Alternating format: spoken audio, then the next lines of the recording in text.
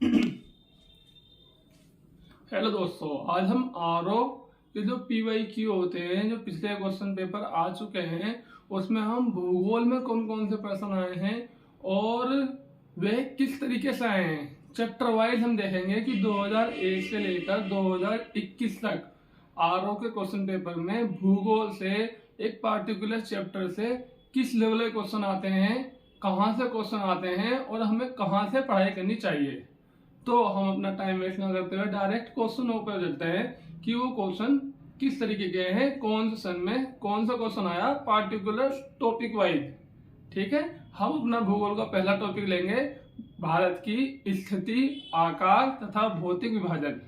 ये एक बहुत ज्यादा इंपॉर्टेंट टॉपिक है। यदि हम भूगोल को पढ़ते हैं, भारत के भूगोल को पढ़ते हैं, तो सबसे पहला चैप्टर हमारा आकार, स्थिति और भौतिक विभाजन का ही होता है। इसमें अधिकतर क्वेश्चन आने की संभावना होती है, इसलिए हम सबसे पहले ये देखेंगे और इससे क्वेश्चन आए भी हैं। बस हमें ये जानना है कि कौन से सन में कौन से पेपर आ रहे हैं, 2021 तक किस लेवल का क्वेश्चन पेपर बनाया गया है, किस लेवल के क्वेश्चन पूछे गए हैं इस टॉपिक से, और 2023 में जो पेपर होने वाला है, 2024 में जो पेपर होने वाला है, वहां पर इस टॉपिक से, ज्योग्राफी से या फिर इस पार्टिकुलर टॉपिक से कहां से क्वेश्चन आ सकते हैं, कहां से हमें पढ़ाई करनी चाहिए। हम पढ़ाई करते हैं और हमें उसका रिटर्न ना मिले, क्वेश्चन पेपर में जाके, क्वेश्चन जब हमारा पेपर होगा उस समय जाके हम ये सोचेंगे कि हम ये तो पढ़ के नहीं आए, ये कहां से आ गया। तो हमें पता होना चाहिए कि पिछले 10-20 साल में आरओ में किस लेवल के क्वेश्चन आए हैं और किस लेवल के क्वेश्चन पूछे गए। तो यहाँ पर हम शुरुआत करते हैं अपने पहले टॉपिक की, जो कि है हमारा भारत का आकार, स्थिति और भौतिक विभाजन। जब हम देखते हैं कि 2001 की बात करते हैं, 2001 में आरओ के पेपर में एक सिंपल से, उस टाइम क्या होता था, लेवल ऑफ एजुकेशन बहुत कम था, तो सिंपल से क्वेश्चन आते थे। आज थोड़ा लेवल टफ हो गया है, इसी लेवल को हमें देखना है। तो उस समय सबसे इजी क्वेश्चन जो हमारा है, और यही क्वेश्चन पूछा गया कि सर्वाधिक लंबी तटरेखा वाला राज्य कौन सा है। एक तो ये क्वेश्चन आया था आपका, सर्वाधिक, भारत में सर्वाधिक लंबी तटरेखा वाला राज्य कौन सा है, ये हमें पता है कौन सा है, गुजरात राज्य सबसे ज्यादा लंबी तटरेखा वाला राज्य है, जो कि मेनलैंड के अंदर है। ठीक है, और यदि हम अलग बात करें कि गुजरात से भी बड़ा राज्य कौन सा है, तो ये यूटी है, यूनियन टेरिटरी है, केंद्र शासित प्रदेश अंडमान और निकोबार है, जो कि गुजरात से भी लंबी तटरेखा वाला राज्य है। तो पहले नंबर पे अंडमान निकोबार है, जो कि राज्य ना होकर एक यूटी है। दूसरे नंबर पे गुजरात है, ठीक है। तीसरे नंबर पे आंध्र प्रदेश है, फिर इसी प्रकार से चौथे नंबर पे तमिलनाडु है। तो आपको ये सीक्वेंस याद होने चाहिए। और ये क्वेश्चन रिपीट हुआ है, ये जो लॉन्गेस्ट जो कोस्टल बाउंड्री वाला स्टेट है, कि सबसे लंबी तटरेखा वाला राज्य कौन सा है, वह रिपीट होता है और ये हमें पता होना चाहिए। हार्ड क्वेश्चन क्या समझ जाएगा, इसमें से हार्ड क्वेश्चन ये बन जाएगा कि उसका सीक्वेंस पूछ ले कि सबसे लंबी तटरेखा वाला कौन सा राज्य है, गुजरात है, उसके बाद कौन सा आता है, अंडमान को आंध्र प्रदेश आता है, फिर उसके बाद तमिलनाडु आता है, फिर उसके बाद हमारा महाराष्ट्र आता है। ठीक है, तो इस प्रकार से हमारे ये सीक्वेंस बन जाते हैं और इस प्रकार से ये आते हैं। दूसरा जो क्वेश्चन आया था 2001 में आरओ के पेपर में, वो आया था कि डूरंड रेखा किन दो देशों के बीच स्थित है। हमारे देश में अलग अलग क्षेत्रों में पाकिस्तान के साथ अलग रेखा के नाम से जो बाउंड्री है, हमारी जो इंटरनेशनल बाउंड्री है, उसको अलग नाम से जाना जाता है। अफगानिस्तान के साथ हमारी जो इंटरनेशनल बाउंड्री है, उसको अलग नाम से जाना जाता है। चाइना वाली को अलग नाम से, और इसी प्रकार से बांग्लादेश वाली को अलग नाम से जाना जाता है। जो पाकिस्तान के साथ इंटरनेशनल बाउंड्री बनाती है, उसको हम सर रेड क्लिफ लाइन बोलते हैं या फिर रेड क्लिफ लाइन बोलते हैं। ठीक है, जिसका विभाजन 1947 में किया गया था। इसके बाद हमारी जो डूरंड रेखा है, डूरंड रेखा अफगानिस्तान और भारत के बीच में एक 106 किलोमीटर लंबी एक इंटरनेशनल बाउंड्री है, उसको हम डूरंड रेखा बोलते हैं। इसी प्रकार से मैकमोहन रेखा है, जो चाइना और भारत के बीच में है। और इसी प्रकार से एक जीरो लाइन, 0 डिग्री कह सकते हो, जीरो लाइन कह सकते हो, जीरो लाइन है, जो कि हमारा त्रिपुरा और बांग्लादेश, यानी कि भारत और बांग्लादेश के बीच में है। तो ये इंटरनेशनल बाउंड्री के जो नाम है अलग अलग, उनके कौन से देश है, या फिर ये भी आ सकता है कि वे देश बताओ जो सर्वाधिक लंबी तटरेखा वाला, सर्वाधिक लंबी बाउंड्री बनाता है भारत के साथ, उस कम कौन सी बनाता है, या सीक्वेंस पूछेगा यहीं से। इंपॉर्टेंट चीज क्या है कि कहां से क्वेश्चन पूछेगा यहीं से ही, बाउंड्री से ही क्वेश्चन पूछेगा। ठीक है, मगर आपको उसकी जो टॉपिक होगा, बाउंड्री जो है, उनका कंप्लीट नॉलेज होनी चाहिए, उनका सीक्वेंस आना चाहिए आपको। फर्स्ट पे कौन है, सेकंड पे कौन है, थर्ड पे कौन है, ये पता होना चाहिए आपको। ठीक है। तो क्वेश्चन वहीं से आते हैं, बस इंपॉर्टेंट ये हो जाता है, प्रॉब्लम यहाँ हो जाती है जब बच्चा सिर्फ रटा रटाया ज्ञान लेके जाता है और अपने पास से कुछ एक्स्ट्रा एफर्ट करके नहीं जाता। ठीक है, चलते हैं आगे। 2001 के बाद 2006 में क्वेश्चन पेपर हुआ था। 2006 में इसमें इस टॉपिक से कोई क्वेश्चन नहीं आया था। 2010 में फिर ये क्वेश्चन आया कि 10 डिग्री चैनल किसमें बांटती है। ठीक है, 2010 का ये मेंस, एक 2 पेपर होते हैं में ध्यान रखो, एक प्री होता है, एक मेंस होता है। ये जो क्वेश्चन पेपर है, ये जो क्वेश्चन आया है 10 डिग्री चैनल किसको बांटती है, ये हमारा मेंस में आया था। प्री में कोई क्वेश्चन नहीं आया इसमें इस टॉपिक से। ठीक है, तो ऐसा हो सकता है कभी किसी टॉपिक से क्वेश्चन नहीं आता, कभी किसी टॉपिक, उसी टॉपिक से अगली बार भर के क्वेश्चन आ जाते हैं। ठीक है, तो तैयारी तो हमें करके जानी ही पड़ेगी उस टॉपिक की अच्छे से। बस हमें ये पता करना है इस क्लास से कि वो टॉपिक हमारा कितना यूजफुल है, कहाँ से हमें पढ़ना है और कितना पढ़ना है। ठीक है, तो यहाँ पर मैंने पहले वाले ने देखा कि इंटरनेशनल बाउंड्री के बारे में पूछा था। इंटरनेशनल बाउंड्री में किसकी जो तटरेखा है वो सबसे लंबी किसकी है। दूसरा हमारा आया कि जो डुरंट रेखा है वो किसकी है। तीसरा हमारा अगली बार ये क्वेश्चन पूछे कि 10 डिग्री चैनल किससे डिवाइड करती है। ये इसका आंसर पता ही होगा कि अंडमान निकोबार को बांटने वाली जो चैनल है, जो एक रेखा है वो 10 डिग्री है। उसके साथ साथ 9 डिग्री भी है। ठीक है, उसके साथ साथ 8 डिग्री भी है। ओके, तो ये जो 8 डिग्री चैनल है, 9 डिग्री चैनल है, 10 डिग्री चैनल है या फिर 6 डिग्री चैनल है, ये हमें पता होना चाहिए कि लक्षद्वीप मिनी को बांटती है, अंडमान निकोबार को बांटती है। ठीक है, इसमें कोको स्ट्रेट भी है एक, ओके, डंकन पास भी है एक। तो ये सब हमें पता होना चाहिए कि कौन सी जो ये रेखा है किसको बांट रही है। ठीक है, तो ये सब हम जब फिजियोग्राफी ऑफ इंडिया का चैप्टर पढ़ते हैं तो इसमें अच्छे से पता होता है। बस इतना ही पता कर लो कि डंकन पास किसे बांटती है, ठीक है, कोको स्टेट किसे बांटती है, और इसके अलावा पाक स्टेट किसको अलग करती है, 9 degree channel, 8 degree channel, 10 degree channel किसको डिवाइड करती है। इतना तो एटलीस्ट आपको नॉलेज होनी चाहिए जो हमारा लोकेशन ऑफ इंडिया का चैप्टर है उससे, जो ये टॉपिक है। ठीक है, इसके बाद चलते हैं आगे। नेक्स्ट है प्रायद्वीप भारत में कब हिमानीकरण हुआ था। तो ये देखा जाए तो geological time scale of India physiography के चैप्टर के से टॉपिक आया। हालांकि ये अब आता नहीं है क्योंकि उस समय होगा, अब नहीं उठाते। पिछले 10-12 साल से तो इसमें कोई क्वेश्चन नहीं बना कि हिमानीकरण भारत में सबसे ज्यादा कब हुआ था, प्रायद्वीप भारत में कब हुआ था। तो एक प्लीस्टोसीन पीरियड था। प्लीस्टोसीन पीरियड में यूरोप में, अमेरिका में, सब जगह हिमानीकरण हुआ था। लास्ट टाइम में है वो हिमानीकरण का ग्लेशिएशन पीरियड था। उसके बाद हिमानीकरण नहीं हुआ, तो प्रायद्वीप भारत में भी उसी समय हिमानीकरण हुआ था, प्लीस्टोसीन एरा में। ठीक है, नेक्स्ट क्वेश्चन 2010 के प्री में आया, सबसे नवीन पर्वत है कौन सा है सबसे नवीन पर्वत। तो सबसे नवीन पर्वत इसमें क्वेश्चन के जो ऑप्शन थे वो ये थे कि ग्रेट हिमालय है, या मिडिल हिमालय है, या शिवालिक है, या अरावली है। ठीक है, तो इसमें जो आपको पता होगा कि हिमालय का जब निर्माण हो रहा था तो सबसे पहले वृद्ध हिमालय, ग्रेट हिमालय बना।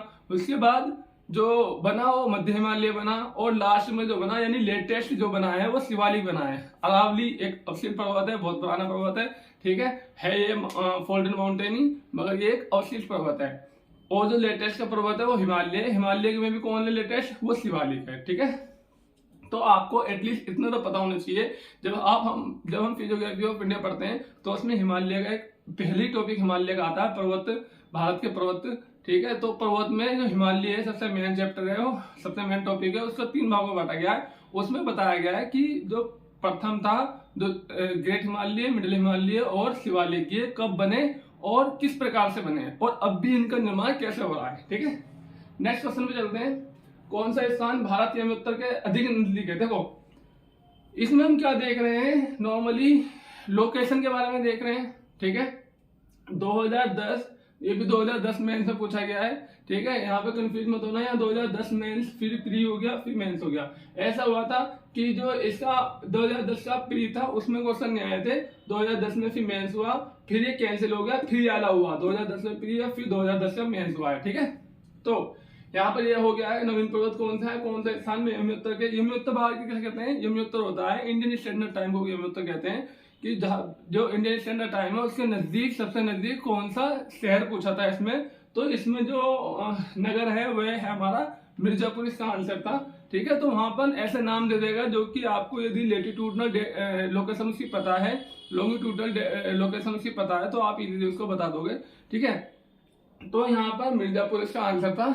इसमें ज्यादा कोई प्रॉब्लम नहीं है। मिर्जापुर, इलाहाबाद, इलाहाबाद से निकल के जाती है, नैनी से निकल के जाती है, जो भारतीय स्टैंडर्ड टाइम है 82.5 हमारी पूरी देशांतर रेखा को हम भारतीय विमुक्त रेखा कहते हैं, और वहां से इलाहाबाद से आती है। इलाहाबाद में ही हमारा मिर्जापुर पड़ता है, और मिर्जापुर में से ही ये नजदीक हमारा मिर्जापुर इसी के नजदीक है। ठीक है, नेक्स्ट ये देखो इतना तो डीप नहीं है, इजी है करने वाले के लिए। कोशिश करोगे, ज्यादा डीप जाके पढ़ोगे तो इजीली कर लोगे। ठीक है, एक पॉइंट एक्स्ट्रा याद करके चलोगे तो डेफिनेटली तुम आंसर पे पहुंच जाओगे। और यदि आपको सोच रहे हो कि हाँ जो दे रखा है जो है उसे ही बस बैठ करके बैठ गया, लेकिन के फकीर बन के बैठ गए, तो उसमें हमारा कोई भला नहीं होने वाला। उसमें तो जाओगे और एवरेज मार्क्स लाओगे और मुंह उतार के घर पे आ जाओगे। ठीक है, तो नेक्स्ट इंपॉर्टेंट चीज क्या है कि एक या दो पॉइंट एक्स्ट्रा याद करके चलो हर टॉपिक में जो भी आप पढ़ाई कर रहे हो। बस मैं आपको इस वीडियो से बताना चाहता हूँ कि आपको पढ़ना कहाँ से है और क्या है। ठीक है, वो लास्ट में मैं कंक्लूड करके बताऊंगा आपको कि कहाँ से पढ़ना है, क्या पढ़ना है। पहले हम ये देख लेते हैं कि पिछले साल जो आरओ है, आरओ की औकात क्या है।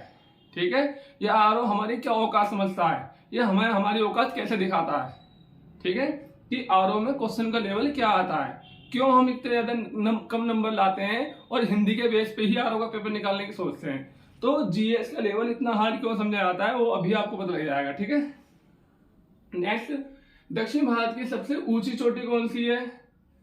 ठीक है, सबसे ऊंची चोटी आपको पता होगा दक्षिण भारत की जो हमारी है वो अन्नामुडी है। ओके, वो हमारी नीलगिरी जो तमिलनाडु है उस क्षेत्र में पड़ती है, दक्षिण भारत में पड़ती है, और अन्नामुडी हमारी सबसे ऊंची चोटी है। ये नॉर्मली उत्तर भारत की सबसे ऊंची चोटी जो है वो हमारी केटू है, जो कि पीओके में है, और जो हमारे अधिकार में कंचनजंगा है, और दक्षिण भारत की जो सबसे ऊंची चोटी है वो अन्नामुडी है। इतना तो एसएससी वाले बच्चों को पता होता है। ठीक है, ये क्वेश्चन है 2013 में प्री में पूछा गया था आरओ में, और इतने हार्ड क्वेश्चन नहीं आ रहे, क्वेश्चन इजी आ रहे हैं, मगर एक दो क्वेश्चन हार्ड की वजह से ऐसे दिखा दिया था कि देखो कितने हार्ड क्वेश्चन है। इतने हार्ड क्वेश्चन नहीं आ रहे, तुम्हें 140 में से 140 नंबर नहीं लाने, तुम्हें 140 में से मैक्सिमम 100 नंबर लाने हैं बस। ठीक है, तो यहाँ पे आप नंबर लेना है, यहाँ पे मैं आपको बताऊंगा कहाँ से नंबर लेने हैं, सर में दर्द नहीं करना। ठीक है, जो है इजीली लो, स्मार्ट तरीके से खींचो और अपना काम निकालो और पतली गली पकड़ के निकल जाओ। ठीक है, तो नेक्स्ट करते हैं हम माउंट आबू, कड़ाई कनाल और उत्तराखंड और शिमला। इस पे क्वेश्चन आया था 2013 में कि ये किसी श्रेणी में पड़ते हैं। माउंट आबू अरावली में पड़ता है, सबको पता है। ठीक है, इसके साथ जो मेज था कड़ाई कनाल कहाँ पड़ता है। ठीक है, उत्तराखंड का ऊटी में और नीलगिरी पहाड़ी में पड़ता है, उत्तराखंड ऊटी कहते हैं इसे, और शिमला जो है वो धौलाधर श्रेणी में पड़ता है। ठीक है, और कड़ाई कनाल जो है वो हमारा वेस्टर्न घाट में पड़ता है। ठीक है, तो इस प्रकार से ये अरेंज करने को दे रखा था कि अरावली के सर्वोच्च शिखर माउंट आबू कौन सा है, उत्तराखंड किसकी चोटी है, शिमला किसकी चोटी है, तो ये हमें पता होना चाहिए जब हम पर्वत के बारे में पढ़ते हैं। तो एक बार क्वेश्चन आया हिमालय के बारे में। ठीक है, 2000 हिमालय के बारे में कहाँ पर प्रश्न है कि हिमालय का पर्वत आया, कौन सा स्थान है उत्तर। ठीक है, सबसे ऊंची चोटी भारत की सबसे ऊंची चोटी है, दूसरी बात की होगी।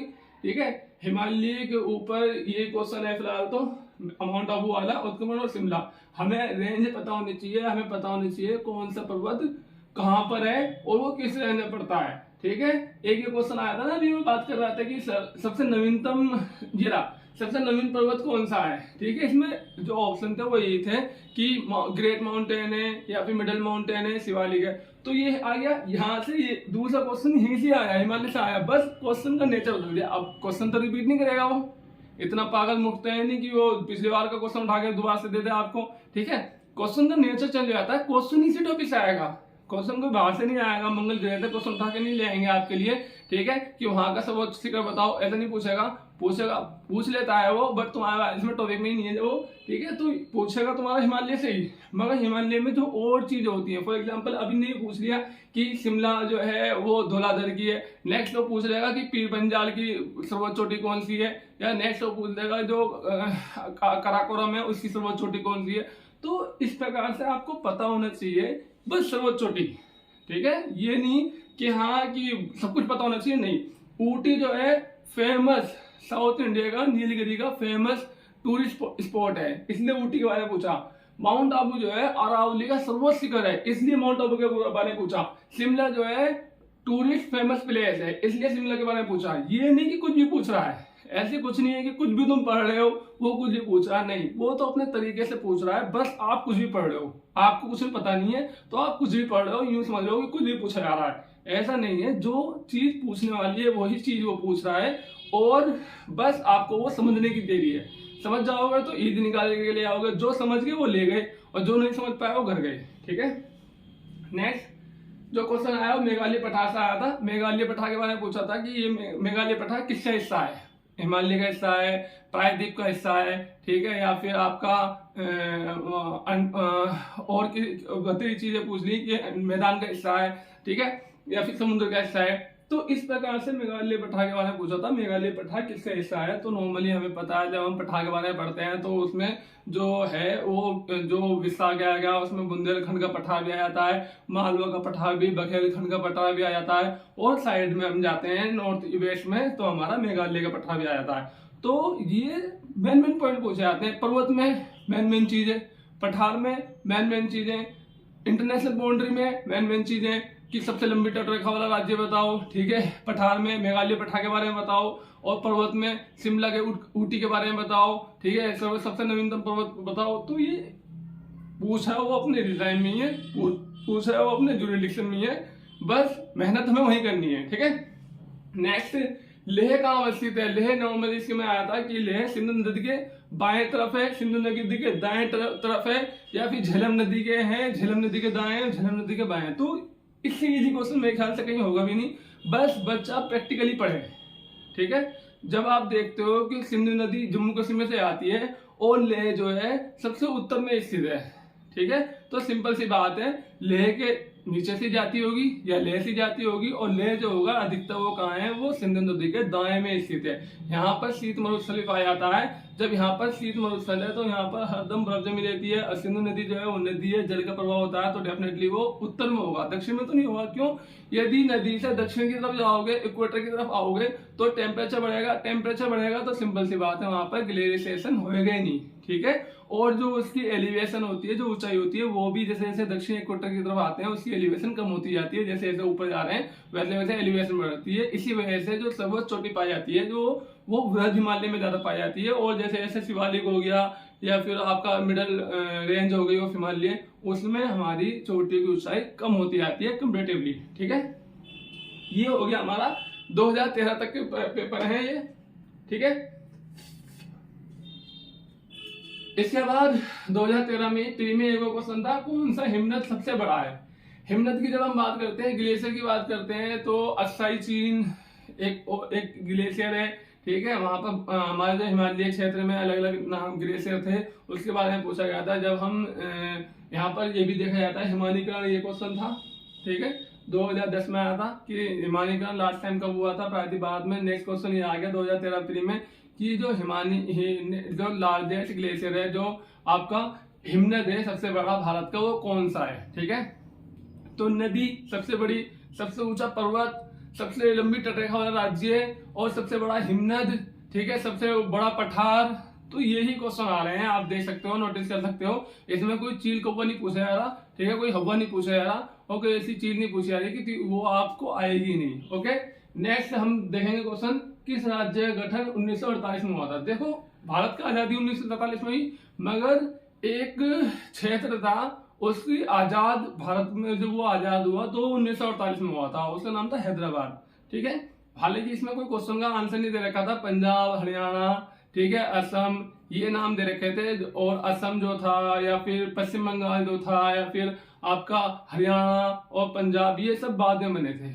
1950 में जब भारत का संविधान लागू कर दिया गया था तब इनका निर्धारण करा गया था, और 1956 में जब रीऑर्गेनाइजेशन ऑफ स्टेट किया गया था, ठीक है, तो इनका तब निर्माण हुआ था असम और पश्चिम बंगाल का। बाद में 1966 में पंजाब बना, 1970 में हमारा हरियाणा बना। ठीक है, तो राज्यों का उनका निर्माण बाद में हुआ था। मगर जब इनने क्वेश्चन ये पूछा था कि 1948 में कौन सा राज्य बना, तो उसका आंसर हैदराबाद था। ऐसा बहुत बार होता है कि बोर्ड क्वेश्चन दे देता है मगर उसका आंसर मैच नहीं होता है, वो आपका रॉन्ग क्वेश्चन कैटेगरी में चला जाता है, वो किसी को नंबर नहीं मिलता। तो ये इसी तरह का क्वेश्चन था। ठीक है, नेक्स्ट, छत्तीसगढ़ की सीमा नहीं लगती। देखो, छत्तीसगढ़ की जो सीमा है उस पर क्वेश्चन आया है। नॉर्मली जो स्टेट होते हैं, एक स्टेट दूसरे स्टेट की बाउंड्री को कैसे टच कर रहा है, कौन सा स्टेट टच कर रहा है, या भारत में कौन सा स्टेट सबसे ज्यादा बाउंड्री को छूने वाला राज्य है, या फिर ऐसे कितने राज्य हैं जो इंटरनेशनल बाउंड्री को छूते हैं, या फिर ऐसा कौन सा राज्य है जो 3 ओर से इंटरनेशनल बाउंड्री से घिरा हुआ है, सिर्फ 1 ओर से भारत से लगा हुआ है।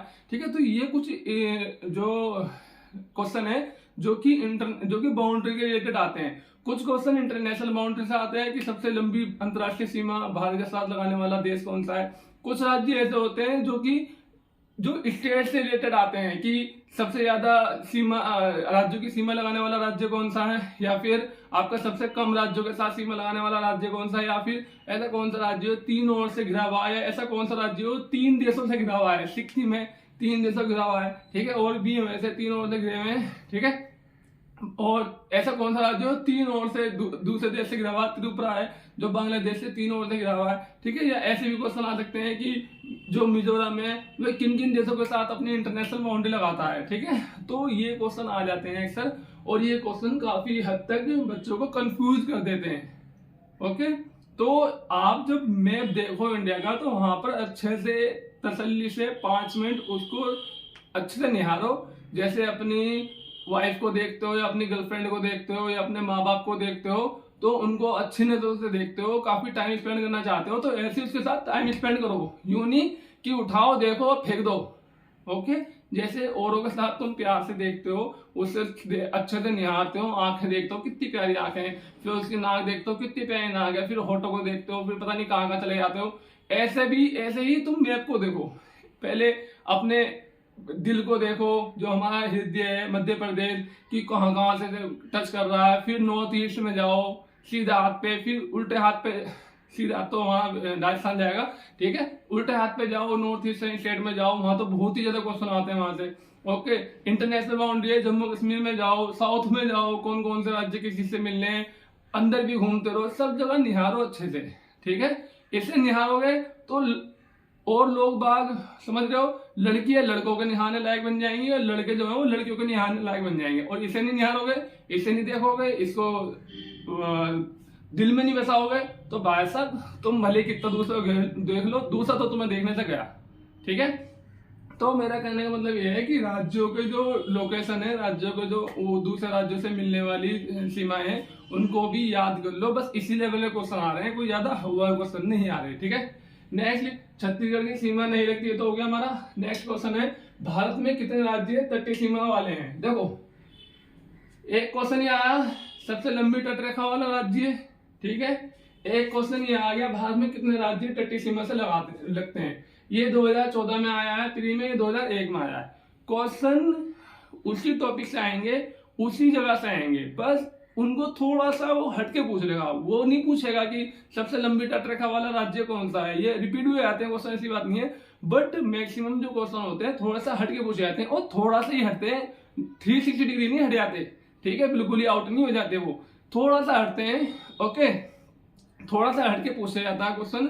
फॉर एग्जाम्पल, सबसे लंबी तटरेखा वाला राज्य कौन सा है, नेक्स्ट टाइम 2014 में पूछ लिया हमने कि सबसे ज्यादा जो इंटरनेशनल बाउंड्री, सबसे ज्यादा जो टोटल स्टेट है जो कोस्टल बाउंड्री बनाते हैं, वो कितने हैं, टोटल कितने हैं, तो 9 है, ठीक है। और टोटल जो हमारे राज्य हैं जो इंटरनेशनल बाउंड्री बनाते हैं वो हमारे लगभग 19 है। और हमें ये भी याद होना चाहिए कि इंटरनेशनल बाउंड्री हमारी कितनी है, 22,200 कुछ है, ठीक है। और हमारी जो जो जो कोस्टल बाउंड्री है वो कितनी है, 7,600 है, ठीक है। मेन लैंड की कोस्टल बाउंड्री कितनी है, 6100 किलोमीटर है, ठीक है। और जो मेन लैंड की जो मेन इंटरनेशनल बाउंड्री है जो कि दूसरे देशों तक घिरी हुई है, एक तो कोस्टल हो गई और एक ऊपर वाली हो गई जो कि स्थल से घिरी हुई है, जिसे इंटरनेशनल बाउंड्री कहते हैं, ठीक है। ये इंटरनेशनल कोस्ट लाइन कहते हैं, ठीक है। जो बाउंड्री वाली है वो कितनी है, वो 15,200 किलोमीटर है।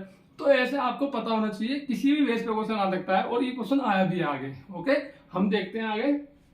नेक्स्ट क्वेश्चन आया है गारो, मिरी, कोलमलाई और डालमा। जैसे ये क्वेश्चन आया था यहाँ पर कि माउंट आबू, कड़कनाइल और उत्कमंड और शिमला कहाँ पे स्थित है, ऐसे ये क्वेश्चन आया है गारो, मिरी, कोलमलाई और डालमा। गारो कहाँ पर है, असम में, ठीक है। मिरी कहाँ पर है, अरुणाचल प्रदेश में, कोल्लामलाई तमिलनाडु में, और डालमा झारखंड में। तो ये इम्पोर्टेंट जो है चोटियां हैं, इम्पोर्टेंट शिखर हैं। यदि आप जब पर्वत के बारे में पढ़ोगे तो वहां पर आराम से आपको इनके बारे में डिस्कशन मिल जाएगा। गारो खासी जयंतियां जो कि है हमारी मेघालय में है, ठीक है। गारो खासी जयंतियां असम और मेघालय में पड़ती हैं। तो वहां पर सबसे ज्यादा विश्व की वर्षा होती है, तो वहां पर इसका नाम आता है। वहां से आपको पता लग जाएगा इसका आंसर। मिरी जो है वो अरुणाचल प्रदेश में फेमस है। कोल्लामलाई हो गया, अन्नामलाई हो गया, ये सब हमारी तमिलनाडु में पड़ती हैं। दालमा राजहरा, ठीक है, ये जो है ये झारखंड में है, जहां से हमारा कोयले का उत्पादन किया जाता है। तो ये कुछ चोटियां हैं। क्वेश्चन डायरेक्ट नहीं आ रहे, थोड़ा सा घूम के आने की प्रकृति होती जा रही है। डायरेक्ट क्वेश्चन आ जाते हैं कि भाई आपको पता है शिमला किस श्रेणी में है, बता दो जस्ट, ये आपका आंसर हो जाएगा, ठीक है। अब इस प्रकार का क्वेश्चन नहीं आ रहे। अब जो क्वेश्चन है थोड़ा सा नेचर बदल रहा है, अब थोड़ा सा लेवल अप होगा, थोड़ा सा डिफरेंस होगा। भाई हटाने भी तो है। इस बार 10 लाख बच्चों ने फॉर्म भरा है। 10 लाख बच्चों को फर्स्ट स्क्रीनिंग में हटाना है। 99% बच्चे आउट हो जाएंगे, ठीक है। प्री में ही 99% बच्चे आउट हो जाएंगे। सिर्फ 1% बच्चे रहेंगे। 400 वैकेंसी है, 400 की 15 गुना वैकेंसी ली जाएंगी। 6000 बच्चे लिए जाएंगे जस्ट, ठीक है। अब कहाँ 10 लाख, कहाँ 6000 बच्चे। 6000 बच्चों को सिलेक्ट किया जाएगा मेंस के लिए। तो सिंपल सी बात है, नेचर जो लेवल होगा वो क्वेश्चन का हाई जाएगा। जिस बच्चे ने ज्यादा ब्राउडली पढ़ रखा होगा, ज्यादा अच्छे से पढ़ रखा होगा, ज्यादा डीप जाके पढ़ रखा होगा, उस बच्चे के नंबर आएंगे। उस बच्चे को क्वेश्चन का लेवल समझ में आएगा, उसका आंसर, भले ही उन्हें आंसर याद ना कराओ, उस पॉइंट ऑफ व्यू से वो क्वेश्चन ना पढ़ा हो या वो टॉपिक ना पढ़ा हो, बट उन्हें अच्छे से पढ़ा हुआ है तो वो एलिमिनेट डेफिनेटली कर देगा, ठीक है। नेक्स्ट क्वेश्चन आ जाओ। भारत में तटीय राज्यों की संख्या। भारत में तटीय राज्यों की संख्या देखो, एक क्वेश्चन आया भारत में कितने राज्य तटीय सीमा रेखा बनाते हैं, ठीक है। ये 2014 प्री में आया था। नेक्स्ट क्वेश्चन ये आया कि भारत में तटीय राज्यों की संख्या कितनी है। ये भी सेम क्वेश्चन है, बिल्कुल सेम टू सेम क्वेश्चन आ गया। 2014 में प्री में पूछा गया, 2017 में प्री में अगेन पूछा गया, ठीक है। तो आप ये देख सकते हो कि रिपीट भी हो रहे हैं क्वेश्चन, और लेवल इतना हार्ड नहीं है। एक आध क्वेश्चन लेवल हार्ड आ जाता है, बट इतना हार्ड नहीं जितना कि हम सोच रहे हैं। नेक्स्ट क्वेश्चन, पश्चिमी घाट संबंधित कथन। जो पश्चिमी घाट है उससे संबंधित कथन आए थे कि पश्चिमी घाट में इतने राज्य होते हैं, पश्चिमी घाट में जो नदियां होती हैं वो डेल्टा का निर्माण नहीं करती। तो जब हम पश्चिमी घाट पढ़ते हैं या माउंटेन पढ़ते हैं या पठार पढ़ते हैं, तो जो बेसिक इंफॉर्मेशन होती है उनकी, अगर आप ये कहो कि नेट से 10 पॉइंट लिखने हैं आपको उस टॉपिक के बारे में, माउंटेन हो गया, हिमालय माउंटेन, पठार हो गया, पश्चिमी घाट हो गया, पूर्वी घाट हो गया, ठीक है, मेघालय पठार हो गया, तो मैं आपको गारंटी दे रहा हूं कि आरओ में जो क्वेश्चन आएगा उन 10 पॉइंटों में से आएगा, ठीक है। आपको कुछ नहीं करना, बस आपको टॉपिक उठाना है। टॉपिक में जो सब टॉपिक है, फॉर एग्जांपल हमारा मेन टॉपिक ये है अवस्थिति और विस्तार और भौतिक विभाजन। भौतिक विभाजन में हिमालय है एक सब टॉपिक। आपको हिमालय को बस नेट पे सर्च करना है। नेट पे कहना है कि हिमालय रिलेटेड 10 फैक्ट्स, ठीक है। और जो फैक्ट देगा कि 3 भागों में बटा हुआ है, ठीक है। सबसे ऊंची चोटी ये है, दूसरे नंबर पे ये है, तीसरे नंबर पे ये है, ठीक है। और इसमें ये केटू पाई जाती है वृद्ध हिमालय में, सॉरी पार हिमालय में, और वृद्ध हिमालय में याली पाई जाती है। इसमें जो 10 फैक्ट होंगे उसी से क्वेश्चन आएगा, और कुछ पढ़ने की जरूरत नहीं है। अब बाद में बताऊंगा मैं आपको, पहले यहाँ खत्म कर लेता हूँ अपना। भारत में तटीय राज्य आ गया, 2017 में रिपीट हो गया। आपको पता है 9 राज्य हैं जो तटीय रेखा वाले कोस्टल लाइन बनाते हैं, स्टेट जो होते हैं। पश्चिमी घाट संबंधित कथन, पश्चिमी घाट में बता दिया आपको कैसे क्या क्या क्वेश्चन आ सकते हैं, और वही आए थे। सबसे लंबी तट रेखा वाला राज्य अगेन आ गया। ये क्वेश्चन 2001 में पूछा गया, और अभी 2016 में प्री में फिर से दोबारा पूछा गया कि सबसे लंबी तट रेखा वाला राज्य कौन सा है। फिर इसके बाद इजी है वही गुजरात है, और वही बात कि इजी क्वेश्चन है, ज्यादा हार्ड नहीं है। कौन सा सेल समूह अधिकतम कोयला देता है। देखो, जब हम जियोलॉजिकल डेवलपमेंट ऑफ इंडिया की बात करते हैं तो अलग अलग सेल समूहों का निर्माण हुआ था, ठीक है। गोंडवाना है, और धारवाड़ है, ठीक है, और कुडप्पा है, ठीक है। तो इन प्रकार के सेलों का निर्माण हुआ। इससे अलग अलग क्षेत्रों में इनका विभाजन हुआ, और उनसे अलग अलग क्षेत्रों में हमारे खनिज पाए जाते हैं। किसी से कोयला पाया जा रहा है, ओके, किसी में हमारा जो बाद में धारवाड़ था, कुडप्पा था, गोंडवाना था, ठीक है। तो इनमें अलग अलग कालों में अलग अलग क्षेत्रों का निर्माण हुआ है हमारे देश में, और उन क्षेत्रों में अलग अलग खनिज, अलग अलग चीजें पाई जाती हैं। तो वहां से हमें ये पता होना चाहिए कि गोंडवाना में किसका निर्माण हुआ, ठीक है। जो हमारा जो रूर प्रदेश ऑफ इंडिया कहलाता है, रूर रीजन ऑफ इंडिया कहलाता है, भारत का रूर प्रदेश कहलाता है। झारखंड गोंडवाना प्रदेश उससे निर्माण हुआ जहाँ से कोयले का सबसे ज्यादा उत्पादन किया जाता है। ऐसे धारवाड़ कडप्पा, ठीक है, यहाँ पर किससे निर्माण हुआ, क्या चीज यहाँ पे इंपॉर्टेंट है, किस प्रकार की सेल पाई जाती है, ठीक है, और आपका इसी प्रकार से आदि में अलग अलग समय में किस प्रकार का निर्माण हुआ, ये हमें नॉर्मली जब हम geological time scale of India पढ़ते हैं तो हमें इजीली वहां पर बड़े बड़े शब्दों में देख रखा होता है। ये गोंडवाना क्रम का निर्माण कब हुआ, गोंडवाना क्रम से कोयले की उत्पत्ति होती है। अब देखो दो चीज पता होनी चाहिए आपको। पहली चीज ये पता होनी चाहिए कि सेल समूह पता होनी चाहिए, पहली आपको भारत में कितने सेल समूह है। दूसरी चीज आपको पता होना चाहिए कि अधिकतम कोयला कहाँ से प्राप्त होता है, ठीक है। सेल समूह तो आपको बता देगा वो, एक बार आपको जब आप अच्छे लेवल की किताब पढ़ोगे तो वहां पर जब ये बताया कि गोंडवाना क्रम की सेल समूह का निर्माण होता है इस क्षेत्र में भारत में, तो वो ये भी बताता है कि बाद में यहाँ पर कोयले का यहाँ पर जो था ये बाद में हुआ जब पेड़ों की उत्पत्ति हो गई थी, बाद में दब गए और कोयला बन गए, और आज उसी कोयले से भारत में बहुत ज्यादा कोयले का उत्पादन होता है। इसी वजह से यहाँ पर जो गोंडवाना क्रम की चट्टान है वहां पर सबसे ज्यादा कोयले का उत्पादन होता है। क्यों, क्योंकि गोंडवाना टाइम में जो फॉरेस्ट था बहुत ज्यादा मात्रा में था, और उस समय जब धरातल का निर्माण हुआ तो वो नीचे जमीन के अंदर दब गए, ठीक है। जो भी फॉर्मेशन ऑफ लैंड था उससे वो नीचे दब गए, जिससे वो बाद में आपका फॉसिल फ्यूल बन गया। फॉसिल फ्यूल से वो हमारे आज वो कोयले के रूप में निकल रहे हैं, ठीक है। तो यहाँ पर दो चीज है, एक कोयले के बारे में पता हो आपको, एक सेल समूह के बारे में पता हो आपको। ओके, नेक्स्ट हम देखते हैं किस राज्य से कर्क रेखा नहीं गुजरती। देखो नॉर्मली जब हम पढ़ते हैं इंपॉर्टेंट चीज क्या होती है, एक तो ये होती है जो कर्क रेखा निकल रही है भारत के बीच में देखो कितने राज्यों से निकल रही है और कौन कौन से राज्यों से होकर निकल रही है। ये तो बहुत ही ज्यादा बेसिक क्वेश्चन है, और ये नॉर्मली दिल्ली पुलिस कांस्टेबल और बहुत ही छोटे सी ग्रेड के पेपर जो होते हैं उनमें क्वेश्चन अक्सर आता रहता है, और नॉर्मली मुझे कुछ बताना चाहिए कि ये कितना इजी क्वेश्चन है, ठीक है, वो आपको पता होगा। नॉर्मली इसका आंसर मणिपुर था। हम जब नॉर्थ ईस्ट में आते हैं तो वहां पर जो हमारी कर्क रेखा है वो दो राज्यों से होकर निकलती है, एक त्रिपुरा एक मिजोरम, और तीसरा कोई राज्य से टच नहीं होती, वो वहां पर नाम दे रखा था मणिपुर, ठीक है। तो इसका आंसर मणिपुर था। नेक्स्ट, पश्चिमी घाट दर्रे।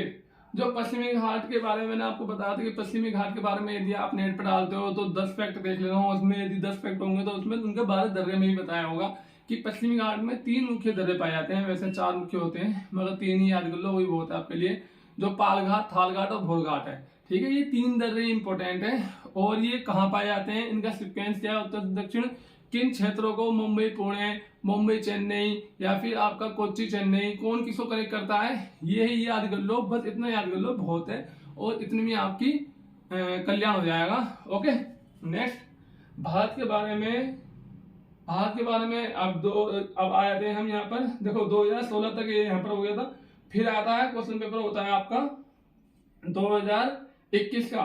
2021 में 2 क्वेश्चन आए हैं, ओके, 2021 प्री का, 2021 मेंस का। यहाँ पर 2021 जो प्री में था वो एक क्वेश्चन आया था, 2021 मेंस में भी इस टॉपिक से सिर्फ एक क्वेश्चन आया था।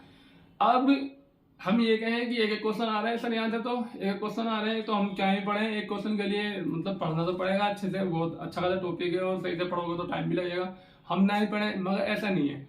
ऐसा हम देखते हैं कभी कभी इसमें बहुत क्वेश्चन आ जाते हैं, 3-3, 4-4 क्वेश्चन इसी एक टॉपिक से आ जाते हैं, और कभी कभी एक क्वेश्चन ही आ रहा है।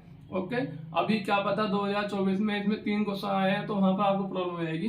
तो भले ही एक क्वेश्चन पूछा गया था लास्ट टाइम 2003 में कि भारत के बारे में पूछा गया, क्या क्वेश्चन था, स्टेटमेंट थी, 4 स्टेटमेंट, उसमें बताना था कौन सा सही है कौन सा गलत है। 4 स्टेटमेंट में क्या पूछा गया था कि भारत विश्व का 7वां सबसे बड़ा देश है, सही है स्टेटमेंट, ठीक है। दूसरा पूछा गया था भारत जनसंख्या में विश्व का दूसरा सबसे बड़ा देश है, ये भी सही है, पहले नंबर पे चाइना, दूसरे नंबर पे भारत है, ठीक है, तीसरे पे अमेरिका है। तीसरे स्टेटमेंट पूछा गया था कि यहाँ पर बाउंड्री, जो इंटरनेशनल बाउंड्री है, मैंने आपको बताया था इंटरनेशनल बाउंड्री इंपॉर्टेंट होती है। इंटरनेशनल बाउंड्री जो है, जो मेन बाउंड्री है, इंटरनेशनल मेन लैंड बाउंड्री है, वो 15,200 किलोमीटर की दूरी पर है, ये भी सही था। तीसरा था कि सनराइज जो होता है भारत में सबसे पहले मणिपुर में होता है, ये गलत था। सनराइज जो होता है सबसे पहले वो भारत में अरुणाचल प्रदेश में हो जाता है, और सबसे लास्ट में गुजरात में होता है, ठीक है। तो आपको नॉर्मली इनके बारे में पता होना चाहिए, ये बेसिक क्वेश्चन है, ठीक है।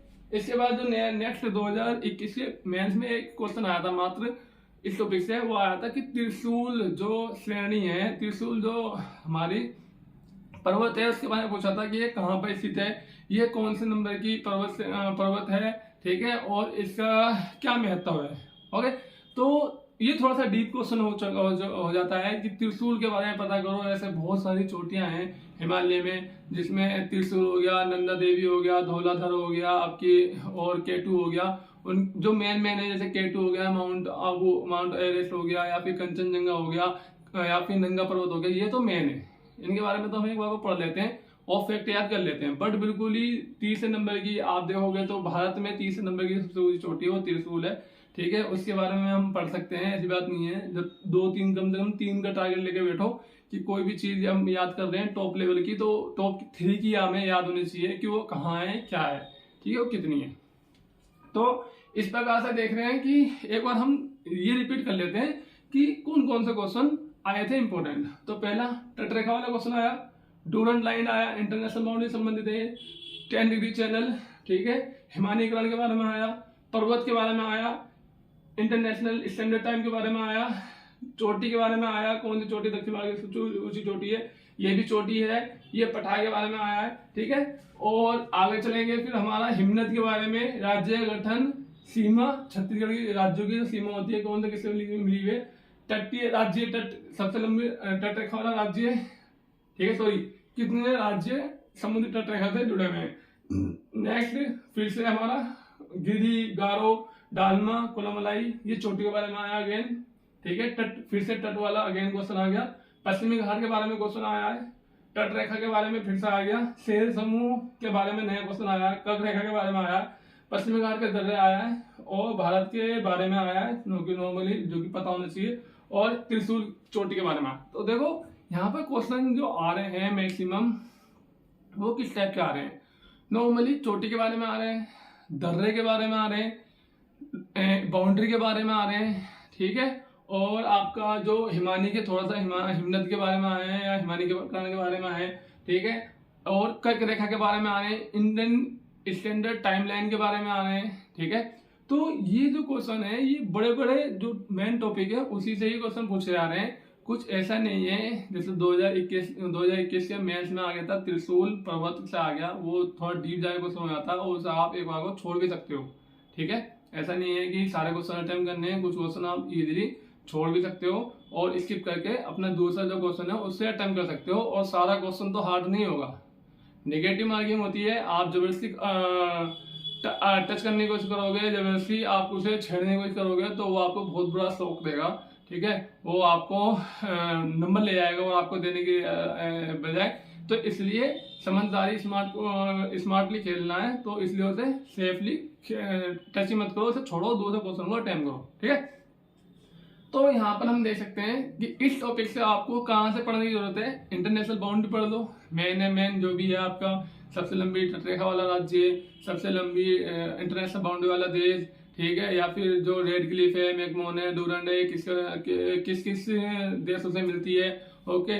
इसके अलावा जो मेन चोटियां हैं भारत की उसे याद कर लो। इसके अलावा जो हमारे पठार हो गया उसके बारे में पढ़ सकते हो, ठीक है। और नॉर्मली यही है, इससे ज्यादा कुछ खास तो है नहीं। कर्क रेखा हो गई आपकी, इंडियन स्टैंडर्ड टाइम लाइन हो गई आपकी, यही टॉपिक से क्वेश्चन आ रहे हैं।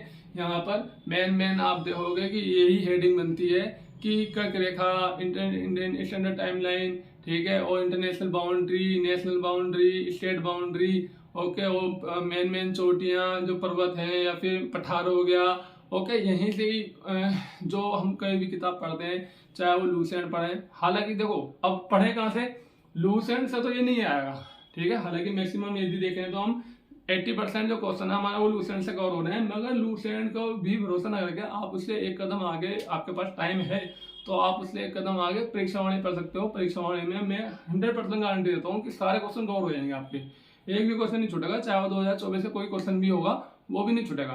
तो इस टॉपिक को अच्छे से कवर करना है तो आप परीक्षावाणी पढ़ सकते हो, ठीक है। मिलते हैं अब अपने अगले टॉपिक पे चलते हैं, ठीक है।